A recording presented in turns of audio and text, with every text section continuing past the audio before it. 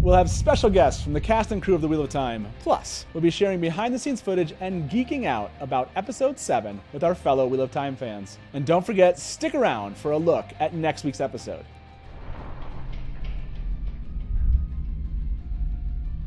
Welcome to Amazon's official after show, Inside the Wheel of Time. I'm your host and innkeeper, Matt Hatch.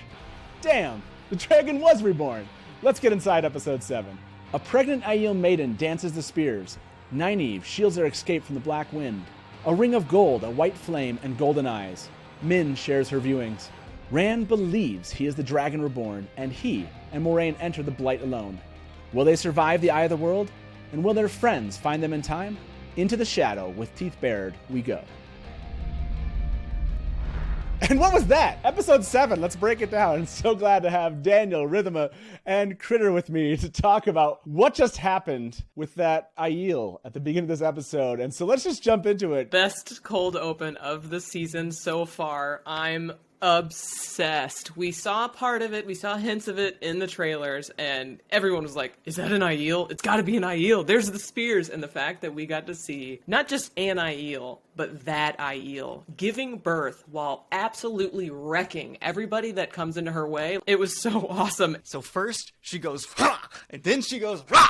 And it's just great. There's people dying, and there's a person coming out of her, and doesn't slow her down, and it's an absolutely sensational introduction to what exactly the Aiel should be, because in the books it's quite explicit that one Aiel is worth a whole lot of normal people. So we have these guys in their noble regalia, heavy armor, just being pulled to the floor and destroyed, and a very wise woman once said no capes, and we explicitly saw why that remains true even outside of the superhero realm. It's so much fun, and it's the first time this show actually got me to stand up and just rewind and watch again and again and again, because it was just sick. Yeah, I absolutely love this scene. Like Daniel said, the Aiel are singular in their just ability to fight, and that is something that comes through a lot in the books, and I can't imagine a better scene than this. I think we should tackle the end of Episode 7. Standing over her as she's giving birth to this child, we find out is Tam Althor. What was your reaction to that moment? I was so happy. Honestly, I wanted to find out in the first episode, because in the book you find out pretty early that there's something going on with Rand's birth, because Tam had those like ravings as Rand was bringing him back to the town and the Two Rivers, and it didn't happen in the first episode, and I was like, what's going on? Like, when does it happen? You know, it's like, that's when Rand starts to doubt himself and wonder, you know, is Tam my actual father? And then finally in this episode, it happened. We found out that Tam found Rand. It wasn't Tam's wife that gave birth to him. It was some Aiel who died, not in the process, but I guess right after she gave birth to him. Talk about a tragic backstory. It explains where the red hair came from, which everyone's been commenting on. It explains Loyal remarking on his looks and calling him an Aiel. Turns out he is one. It was so exciting for me to see something that I thought was just not going to happen in the show, and then it did happen, and I just had to wait till episode 7. Other than just that amazing cold open and that story, the storyline of Rand coming to accept or believe that he's the Dragon Reborn, what else kind of stuck out to you in episode 7? But yeah, Lan and Nynaeve have been flirting with each other pretty heavily up until this point. Lots of lingering glances and lots of just tension between the two of them, and to see them finally come together was really satisfying, and I just really appreciated the shot of Daniel Henney without his shirt on. Just gonna say that.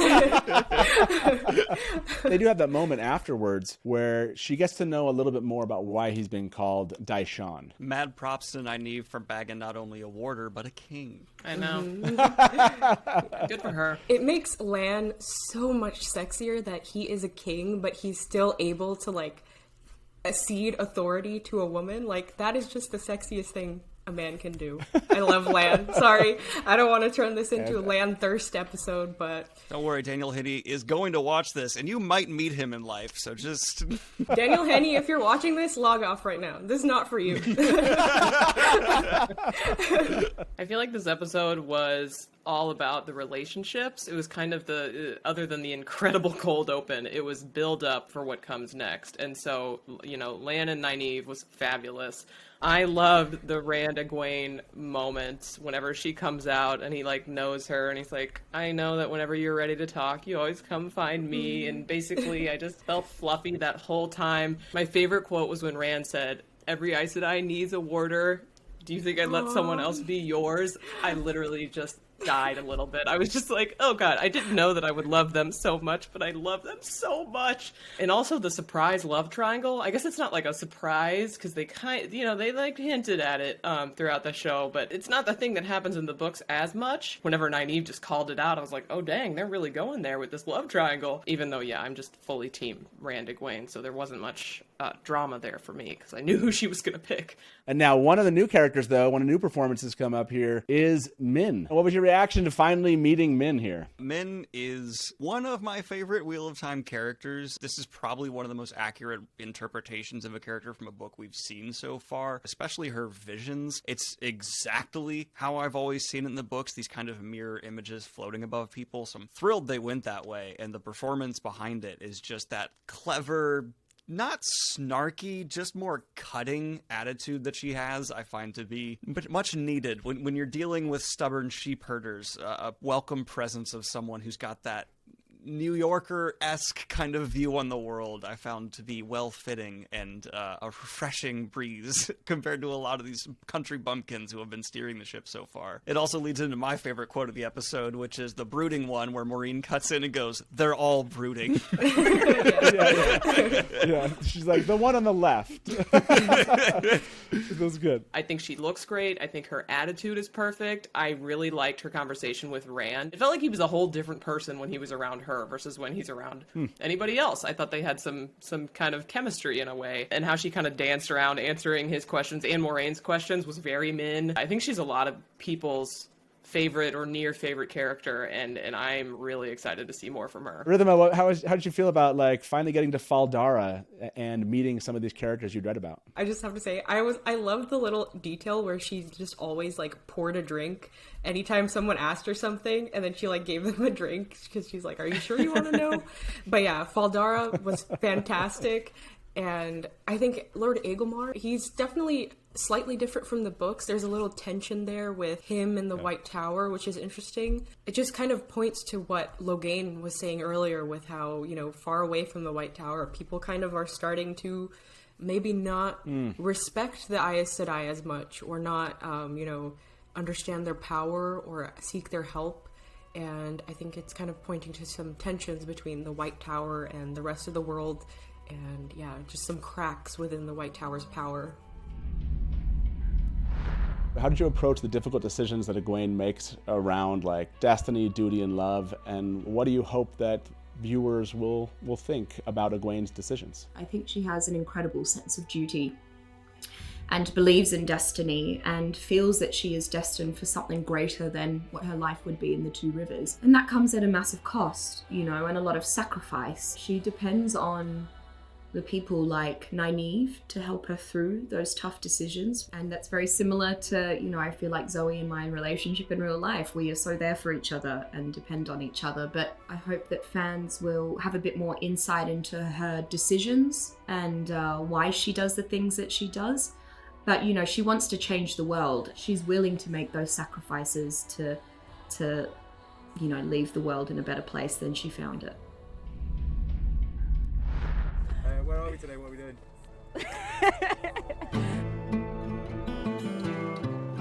This is so beautiful. This is home. Yeah. It's crazy. It's exactly Yeah. how I imagined. Yeah. Me and Zoe, we're like sisters, and that's been something really beautiful. It's really important that the Nynaeve and Egwene relationship is really strong, and that's exactly what it's like in real life. Be strong, Egwene. It's all super surreal. I mean, it still is. We've undergone horse riding, weapon training, stunts. It was pretty grueling for the first month. And action! It's crazy that that's our job, The stunt team are incredible. They make us look amazing. I can just go and they'll die. We definitely bring out different things in each other, but we're all just massive goofballs.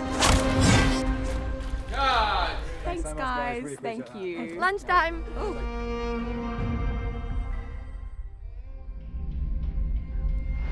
I'm joined by Julian Parry, the VFX supervisor on The Wheel of Time on Amazon Prime. Julian, thank you for sitting down with us today. Hi, Dusty Will. Appreciate that. And I'm sure all the fans are saying hi right back. I mean, why don't we jump into this? How do you go about tackling a world and a project of this size when it comes to The Wheel of Time? As your fans will know, it's all there on the page. It's transferring people's imaginations from what they've been reading for however many years it's been, and just hopefully facilitating that imagination that they've formed in their head. You've got to be supplying that to the audience. That's something that was front and centre with Rafe and all of the filmmakers, that scope was the main mantra for the show, was just get out there and just show this amazing world. What are the techniques you use from an effects standpoint so you can make sure that you capture that scope? When you're out in the countryside, you just have it immediately. I'm just kind of curious, how do you bring that to life from an effects standpoint? With this particular project, because the production team had found some amazing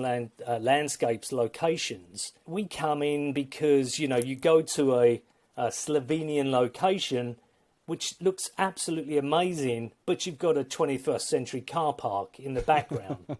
Right. You're taking away things like pylons, little paths that maybe the tourists have made, other sort of real world things like fences. For the environments and the landscapes, VFX were there to underpin or support what was already there in camera. And as Rafe has explained, lots of it is all in camera. Towards the end of the season, we were struck by COVID and the world was closed down. How do we carry on shooting and maintain the scope? We're all going as a production to the Canary Islands for the last couple of episodes. None of the crew could go to the Canaries, but we were lucky enough to have a splinter unit visit the Canary Islands and photograph the Canaries. Gotcha. We managed to then bring that back into post-production, and working with our great vendors, we managed to drop our drama into these locations. The environments that you're seeing there are, for want of a better word, real, but at the same time, a VFX fabrication. And the blight, I love the blight. I hasten to add, everyone was really happy with the blight, in the sense that people said, we're really happy we didn't go to the original location because the blight is better. When it comes to bringing Trollocs to life from an effects standpoint, or even Fades or other creatures in this story, what's that process been like? The Fades seem to be hitting the mark for most people, and same with the Trollocs. With the Trollocs, as Rafe has explained, he wanted a lot of this all in camera. And that's fine, because with the Trollocs, to go the prosthetic route, you're looking at, say, 20 good on-screen Trollocs. In the battle sequence in episode 1, it gets very busy with Trolloc action. It's a really good combination of on-set Trollocs and our CGI Trollocs. You're going to be slightly amazed to what is real and what isn't, in the same way that we were. Believe it or not, it's pretty straightforward. You just shoot with the Trollocs you've got. You sort of photograph them, stack them in ways that predominantly your real Trollocs in the front, and then all of your background Trollocs will be the CGI augmentations. There's obviously other occasions where those Trollocs need to be entirely CGI because they're doing things that would be probably dangerous to do on set. Towards the end of the season, we, just because of COVID regulations, weren't allowed to bring the Trollocs back out. So for the most part, everything is CGI. From everything that you've done, what's been your personal favorite effect that we see on screen? I think it's got to be the Trollocs and the Fades. With the Fades, for example, it was really crucial to have this kind of slug skin. We went into research and development on all of the effects that you see. The show is a monster, literally, from VFX numbers. It's well and truly into the 3,500. Wow. Each one of our shots is key.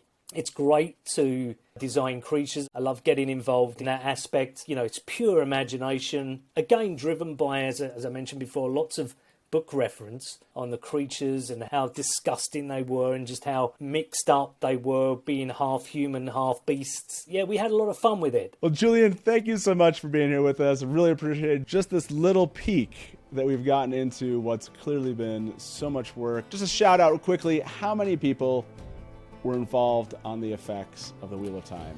I've easily in excess of 350. Wow. Well, to all of them, thank you very much. Thank you for joining us inside the Wheel of Time. I got to experience firsthand supervising everything in the first world that the story takes place, down to the smallest detail. What is the graving looking like on Egwene's dagger? Here's a sword and here's a katana. Down to the last button and stitching on the costumes and the jewelry that's being worn. It's just a lot.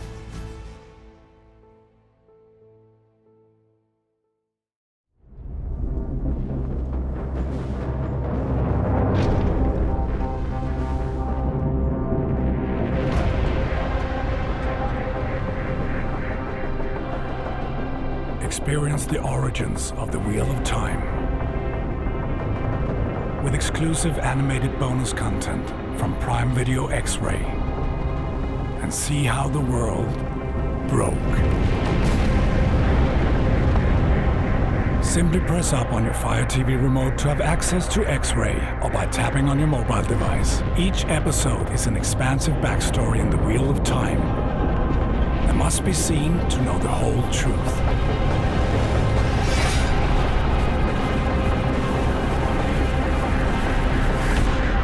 Watch the Wheel of Time series and its origin stories with X-Ray.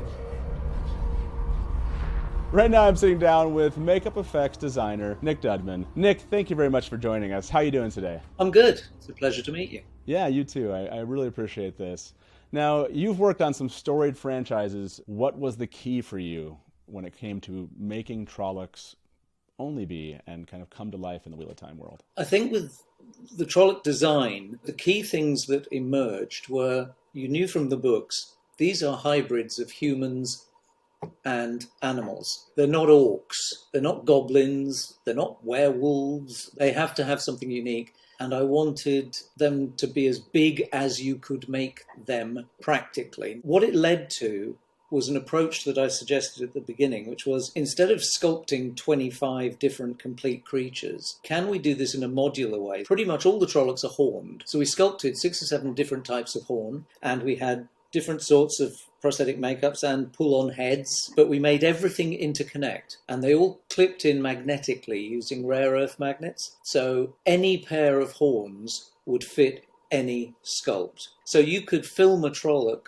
at night, and then you could run in and whip his horns off and chuck another pair of horns on, or even take the original horns and swap them and turn them upside down, anything you like. And in silhouette and in mid-shot, you have a different Trolloc. Then if you have a shot where you want more expression in the face, do it digitally, in post, controlled. And doing that actually worked great, because this kind of gag, in my experience, always works best if you mix up the methods. You're never quite sure what you're looking at, and you stop trying to analyze it and just get on with enjoying what you're seeing. How much do those suits weigh that the Trollocs, that the stunt people are wearing? It would depend on the Trolloc, but I would estimate probably around 20 to 35 kilos. The major equation is, how does it move? Is he able to move it so it just moves like muscles and not just a wetsuit? You're trying to emulate fake musculature, but you're also thinking of all the practical things of how much can the guy carry?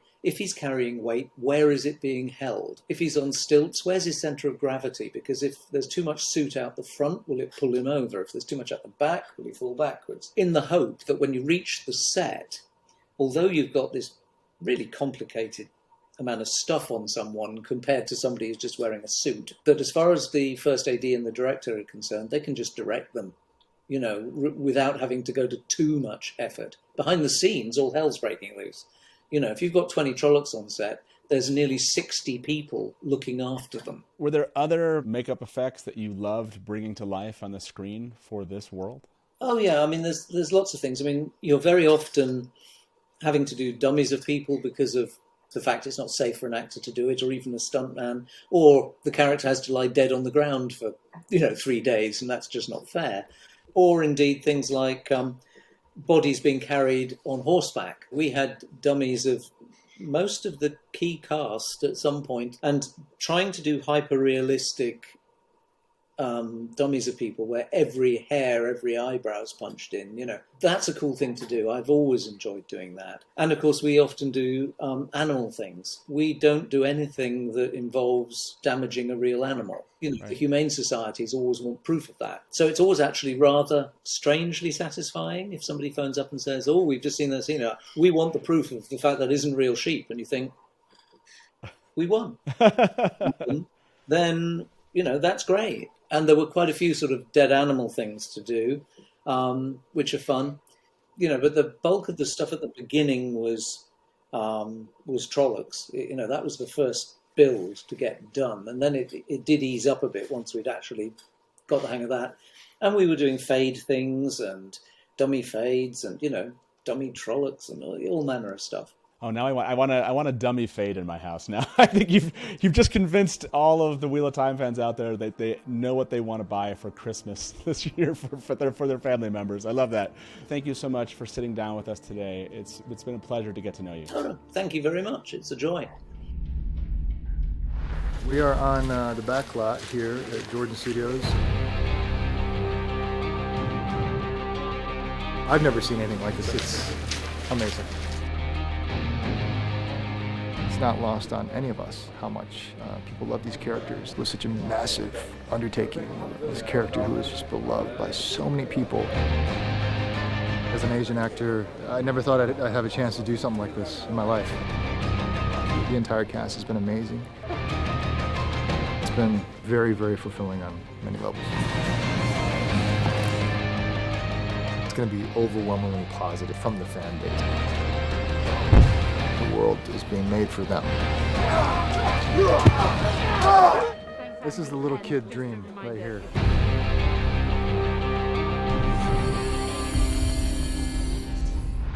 There is a part that I don't understand here. I want to hear your theories about this. We have Pat and Fane come out of the Waygate. We've just seen it takes an Aes Sedai. What's your theory on how Pat and Fane's getting out of this place? I have absolutely no clue. We know there's Trollocs in the ways, so Pat and Fane, he's a slippery little duck. That's what I'll say right now. He's a greased up little fowl, and I want to know how he's getting from place to place because I don't think he's got wings. Critter, did you have any thoughts on this? Were you surprised to see him just kind of saunter out of the Waygate after them? As a book reader, no. In the context of the show, yes, absolutely. Maybe he took an Uber.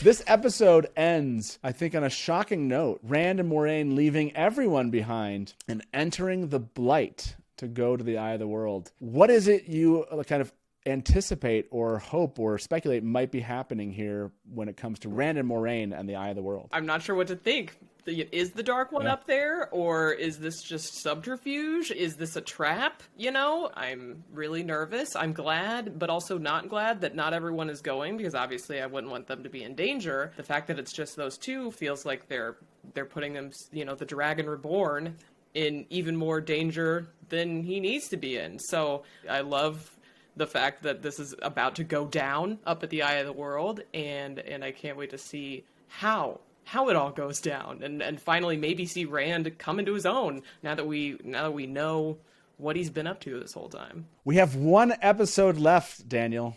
One episode of season 1 of The Wheel of Time on Amazon Prime. You saw the end of this one. You saw them walk into the Blight. What are you thinking at this moment? How are you feeling as a fan?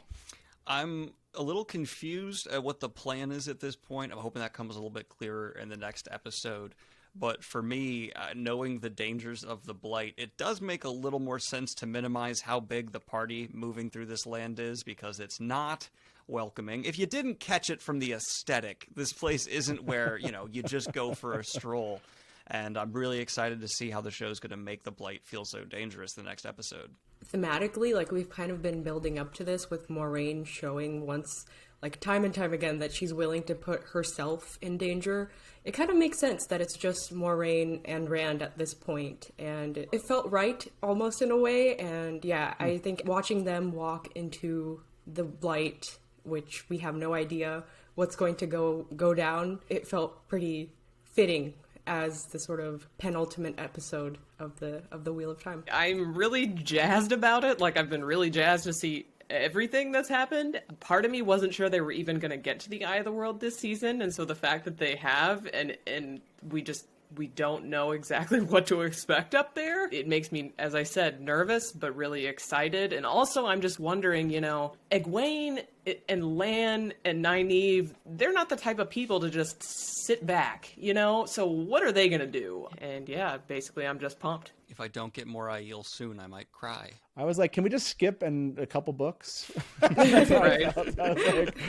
I just want to see some more Aiel. That's basically where I was at. Rhythma, how about for you? When is season 2 coming out? I need it now. Thank you for joining us on this journey to the final episode. I can't wait. We'll all have seen it, and we'll all get to sit back and just talk about how it ended, how we thought it was going to end, and like you said, Rhythma, when's season 2? That's the question I'm already asking myself. Thank you, Daniel, Critter, and Rhythma for being here and breaking down episode 7 with us. We'll see you soon. Bye-bye. And to all my guests, thank you for sharing your experiences with us. Now, here's a look at what's to come in our season finale of The Wheel of Time. With Moiraine and Rand entering the Blight alone and the Dark One's forces marching on Tarwin's Gap, will their friends follow them into the Blight? What is Pat and Fane up to? Will Faldara finally fall? And will the Dragon Reborn defeat the Dark One? We'll find out this Friday when the season finale of The Wheel of Time drops. Don't forget to hashtag your reactions throughout the season, and we'll do our best to feature your comments in next week's episode. And here is what you all had to say. Sash V tweeted, Min! I've been waiting for this moment and it's finally here. Min is one of my all-time favorite book characters and Kai Alexander is perfection. Ditto. From pouring a drink every time Moiraine asked her a question, to the sarcasm and the viewings, Kai Alexander brought Min to life. And now, I just want to visit Min's bar in Faldara. JB Von Pressing tweeted, the cold open for episode 7 of The Wheel of Time is easily a top 3 fight scene of all time for a TV show. Easily. Yeah, JB, absolutely. It's one of my favorite scenes ever filmed. It was so gloriously cinematic. I watched it over and over again.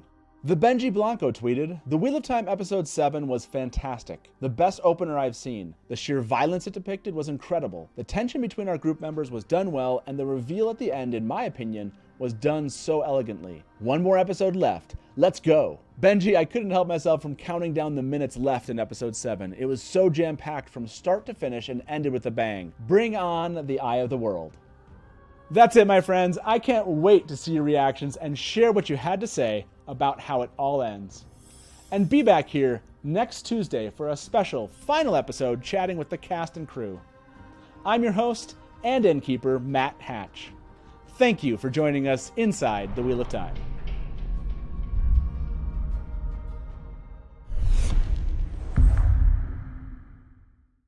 Whoa, oh my god! I see the whole... See you later. We have to try everything. Drink. Hello. This later. I don't care about the show. I just want a good blooper reel. I want to learn science. You guys are going to make me look like I'm in the show, right? You're going to put in the effects. Replace the green. I don't want to look like an asshole here. Sorry.